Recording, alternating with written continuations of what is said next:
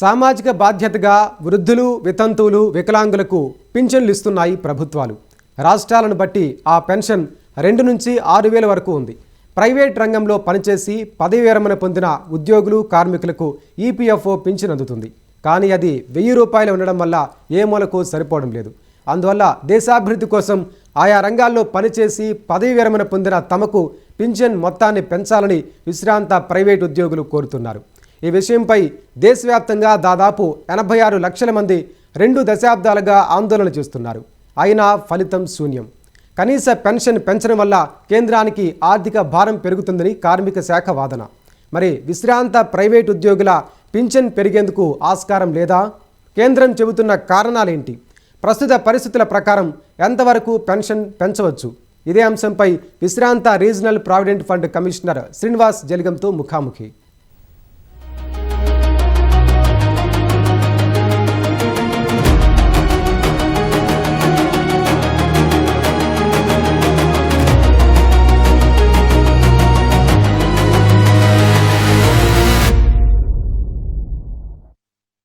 Private రంగంలో పనిచేసే ఉద్యోగులు, కార్మికులకు వారి సేవలకు గాను యాజమాన్యం పెన్షన్ కాంట్రిబ్యూషన్ చేస్తుంది.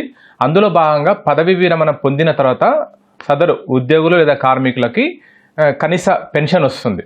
అయితే ఈ పెన్షన్ ఇప్పటి వరకు కూడా ఆశించిన స్థాయిలో లేదని చెప్పి కూడా పదవి విరమణ పొందిన ఉద్యోగులు కానీ కార్మికులు కానీ ఆందోళన వ్యక్తం చేస్తున్నారు. కనీస పెన్షన్ 7,500 పెంచాలని చెప్పి కూడా వాళ్ళు కేంద్రానికి ఎన్నోసార్లు విజ్ఞప్తి చేశారు. అయినప్పటికీ కూడా అది కార్యరూపం దాల్చలేదు. అయితే కనీస పెన్షన్ అనేది పెంచే అవకాశాలు ఉన్నాయి, ఆ మేరకు పెంచే వీలు కూడా ఉందని చెప్పి విశ్రాంత regional provident fund commissioner Jaligam Srinivas చెప్తున్నారు. అసలు ఇందులో ఉన్న మతలబు ఏంటి, అసలు EPS 95 ఏ సందర్భంలో ప్రారంభించారని తెలుసుకోవడానికి ఆయన అడిగి మరెన్నో తెలుసుకున్నాం. నమస్కారం సార్. నమస్తే సార్. ప్రస్తుతం EPS 95 కొనసాగుతుంది అంటే ప్రైవేట్ రంగంలో పనిచేసే ఉద్యోగులు కానీ కార్మికులు కానీ. ఆ పథకం ఎప్పుడు ప్రారంభమైంది, దాని యొక్క ఉద్దేశం ఏంది, అప్పట్లో ఎందుకోసం ప్రారంభించారు సార్?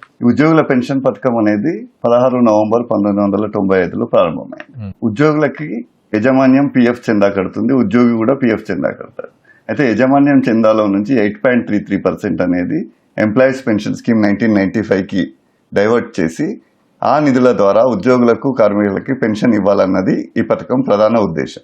ఈ పథకం కంటే ముందు ఉద్యోగుల ఫ్యామిలీ పెన్షన్ స్కీమ్ 1971 అనే ఒక పథకం ఉండేది. అందులో కేవలం ఉద్యోగంలో మరణించిన కార్మికులకు మాత్రమే పెన్షన్ వచ్చే అవకాశం ఉండేది. అలా కాకుండా ప్రభుత్వ ఉద్యోగులకు సమానంగా మాకు పెన్షన్ ఉండాలని కార్మిక వర్గాలు డిమాండ్ చేయడంతో దాదాపుగా అదే ఉద్దేశంతో ఈ పథకం ప్రారంభించడం జరిగింది.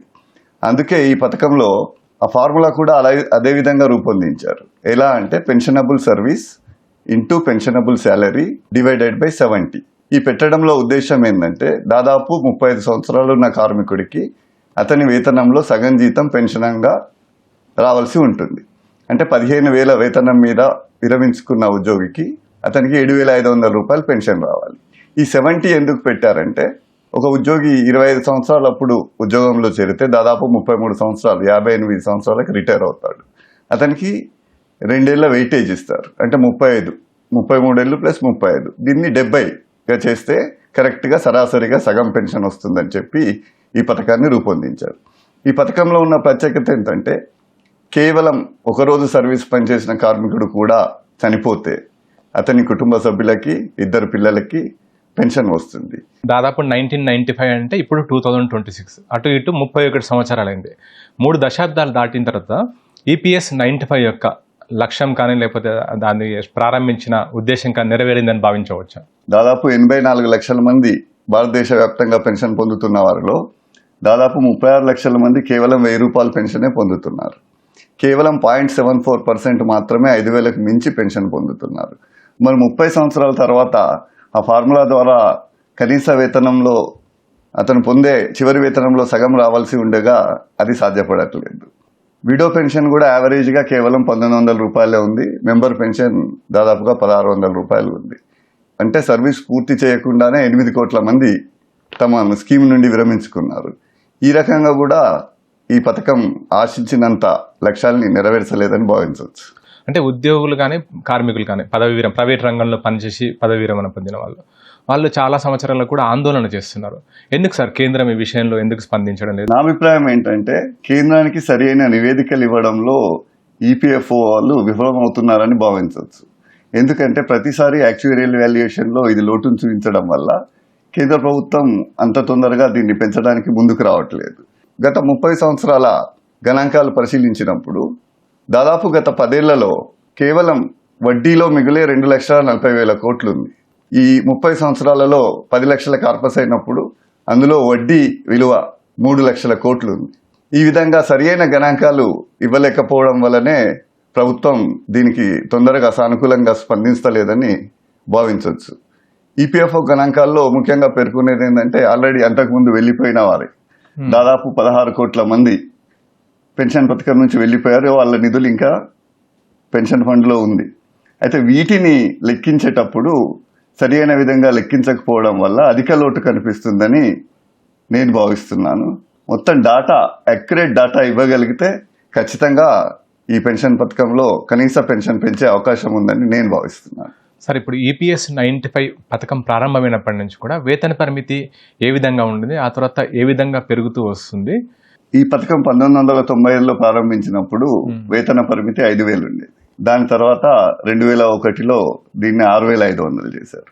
మళ్ళీ సెప్టెంబర్ 2014లో 15,000 చేశారు. ఈ సెప్టెంబర్ 2014లో 15,000 చేసినప్పుడు ఒక ముఖ్యమైన నిబంధన మార్చారు. అదేం మార్చారంటే 15,000కు మించి వేతనం పొందుతున్న వారు ఎంప్లాయీస్ పెన్షన్ స్కీమ్ 1995లో చేరడానికి అనర్హులుగా రూపొందించారు. దీనివల్ల ఈ పథకం ఉద్దేశానికే ఇది దూరంగా జరిగినట్టు భావించవలసి వస్తుంది. ఈరోజు కూడా ఈ పథకంలో ఉన్న 7 కోట్ల మందిలో దాదాపు 1 కోటి మంది ఈ పెన్షన్ పథకానికి వెలుపల ఉండాల్సి వస్తుంది. కనీస పెన్షన్ 1,000 రూపాయలే ఇస్తున్నారు. ఇప్పుడు ప్రభుత్వాలు ఇచ్చే చేయూత పెన్షన్ కానీ లేకపోతే వృద్ధాప్యులలో ఉన్న వాళ్ళకి వికలాంగులకు కానీ ఇచ్చేది 2,000 నుంచి 4,000 ఉంటుంది. అంతకంటే తక్కువ మాకు ఇవ్వడం అని చెప్పి వాళ్ళొక వాదన వినిపిస్తున్నారు. దానికి సంబంధించి ఏ విధంగా సమర్థించవచ్చు సార్? చాలా రాష్ట్రాల్లో ఇచ్చే సామాజిక పెన్షన్లు, మన రాష్ట్రంలో ఇచ్చే ఆసరా పెన్షన్లు ఇవి 3,000 రూపాయల నుంచి 5,000 రూపాయల వరకు పెన్షన్ ఇస్తున్నారు. వీరు ఎలాంటి చందా చెల్లించకుండా ప్రభుత్వం నుండి ఉచితంగా అది పొందుతున్నారని భావించవచ్చు. మరి అలాంటప్పుడు ఈ కార్మికులు, ఉద్యోగులు వాళ్ళు దేశ ఉత్పత్తిలో పాలు పంచుకొని వారి తరఫున యాజమాన్యం చందా చెల్లించి ఈ స్కీములో సరే ఎక్కువ తక్కువ కొంత నిధులు చెల్లించినప్పుడు వారికి కనీసం వారితో సమానంగా పెన్షన్ ఇవ్వాలని అడగడం సహజ న్యాయం. అందుకని ఇది వారికి హక్కు ఉంది. అయితే గణాంకాలు పరిశీలించినప్పుడు ఏంటంటే ఇంతకుముందు చెప్పినట్టు 24-25లో వడ్డీ ఆదాయమే 60,000 కోట్లకు పైన వచ్చింది. 64,000 కోట్లు. పెన్షన్ ఉపశమనంలో కలిసి కేవలం 28,000 కోట్లు. అంటే వడ్డీలోనే 36,000 కోట్లు ఒక సంవత్సరానికే మిగులుతుంది. సాధారణంగా మ్యూచువల్ ఫండ్స్ లో ఏం చెప్తారంటే మొత్తం కార్పస్ లో ఒక 4% విత్డ్రాల్ చేస్తే ఆ కార్పస్ ఎప్పటికీ నష్టంలోకి వెళ్ళదు. ఇప్పుడు ఎంప్లాయీస్ పెన్షన్ స్కీమ్ కార్పస్ 10 లక్షల కోట్లు ఉంది. గత 30 సంవత్సరాల క్యాలిక్యులేషన్ తీసినప్పుడు 3 లక్షల కోట్లు వడ్డీదే ఉంది 10 లక్షల కార్పస్ లో.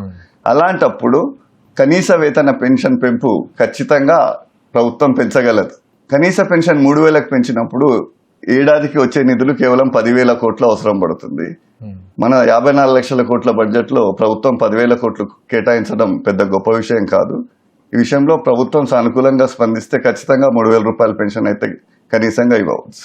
అయితే మామూలుగా మొత్తం ఈపీఎఫ్ఓ వచ్చి జమ అయిన డబ్బుని ఏ విధంగా రొటేషన్ చేస్తున్నారు? అంటే మ్యూచువల్ ఫండ్స్లో ఇతర స్టాక్ మార్కెట్లో కూడా పెట్టుబడులు పెడుతుంటే దానికి సంబంధించిన వివరాలు ఏంటి సార్?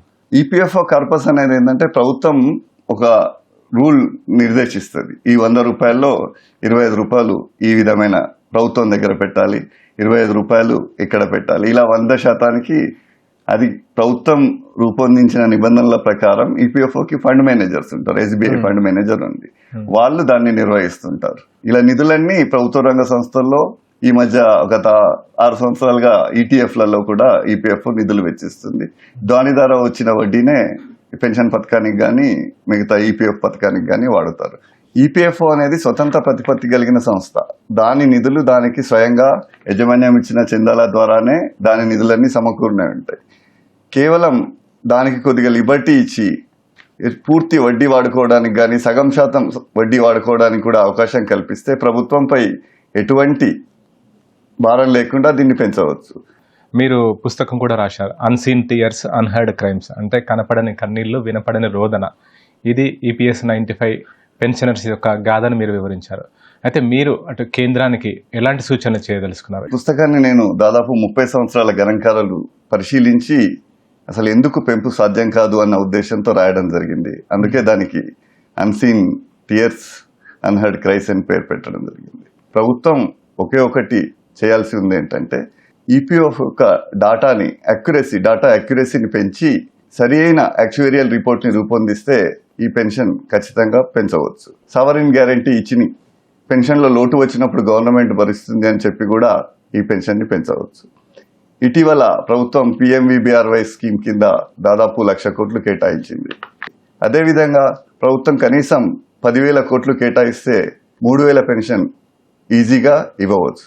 2013లో భగత్ సింగ్ కోశ్యారి కమిటీ 3,000 చెప్పినప్పుడే ప్రభుత్వం 3,000 చేయాల్సి ఉండేది. కానీ అప్పుడు 1,000 రూపాయలు పెంచింది. అంటే ఇప్పుడు 14 సంవత్సరాల తర్వాత కూడా 3,000 చేయడం అనేది చాలా సులభమైన విషయం. ఇక ఈపీఎఫ్ఓకు చెప్పాల్సి వచ్చింది ఏంటంటే యాక్చువేరియల్ రిపోర్ట్లో దాదాపు 16 కోట్ల మందికి విడ్రాల్ బెనిఫిట్ 7,500 రూపాయల కింద లెక్కబెట్టి 2019 రిపోర్ట్లో 35,000 కోట్లు నష్టం చూపించారు. కానీ ఈ 16 కోట్ల మందికి విడ్రాల్ బెనిఫిట్ అనేది 7,500 రూపాయలు ఎట్టి పరిస్థితుల్లో ఉండదు. ఎందుకంటే వీళ్ళంతా 1 సంవత్సరం సర్వీస్ చేసిన వాళ్ళు.